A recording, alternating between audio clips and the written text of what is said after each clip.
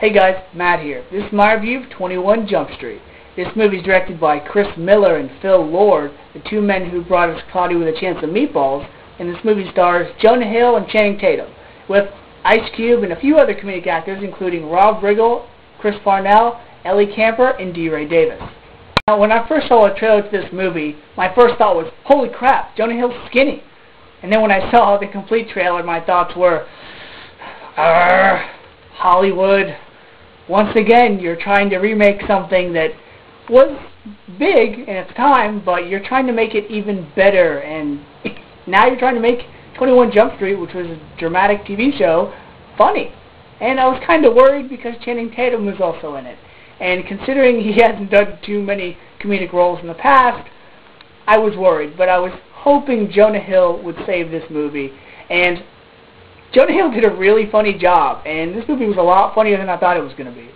Now, at the start of the movie, I was kind of worried because I was like, okay, which one of these two guys is going to play Tom Hansen, which was Johnny Depp's character in the 1980s television series 21 Jump Street.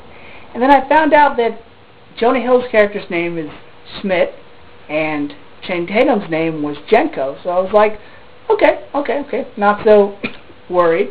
And they answer why neither of them play Tom Hansen in the movie, which is something I'm really glad they did. I also appreciate the fact that this movie wasn't meant to be, too serious. It wasn't meant to be like the ultimate action movie. It wasn't trying to do better than 21 Jump Street, the TV show. It was in fact saying, hey look, we're going to be silly and we know about it. We're going to make fun of action movies that deal with buddy cop scenarios and the way they get along, and we're going to be silly about it. And I'm glad that they did that, because had this movie tried to have been another Rush Hour or 48 Hours or even Cop Out, I would have been mad, because that type of movie has been done so many times. But no, they stuck with the 21 Jump Street formula, take two cops and make them go undercover in a high school to try to find out where drugs are coming from. And the supporting cast in this movie was really, really great. I'll get to the two main stars in a second.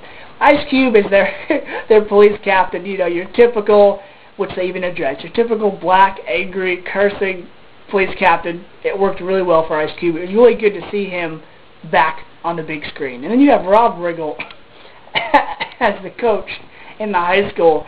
Man, Rob Riggle is just hilarious. It's really good to see him, whether it be a small role like Step Brothers or a small role in The Hangover. He's always welcome on the big screen. I was surprised to see two other people in this movie. Brie Larson, she was cute, as Jonah Hill's love interest in the movie.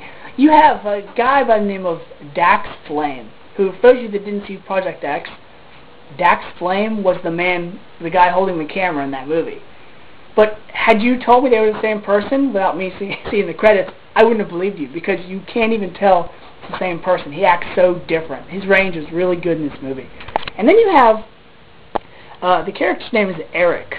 And I was looking at him and I'm like, man, he looks really familiar, like somebody that I know. Turns out his name is Dave Franco, James Franco's little brother. And you could really tell. His supporting role was good for what it was. And then you have Ellie Camper as the teacher who kind of has the hots for Channing Tatum. She was in the movie for a little bit. I really wish they would have done more with her, but her role was alright. Then you have the two leads. Jonah Hill in this movie worked really well, and I was kind of worried because I was like, oh no, Jonah Hill's, thinner, he's not going to be as funny. I shouldn't have thought that at all, because he was just as hilarious as he was in Superbad, which is the movie that I actually thought of while watching this. I was like, man, just like the sequel to Superbad, just he's older and a cop. But Channing Tatum, on the other hand, he was funny, but it was like it took him a little while for him to warm up to the, the comedic scenes. It was like his jokes kind of fell flat, and it was like he was nervous, not acting, but it was like his character was nervous and didn't really know what was funny and what wasn't, because he'd be like, well, yeah, I do want to go.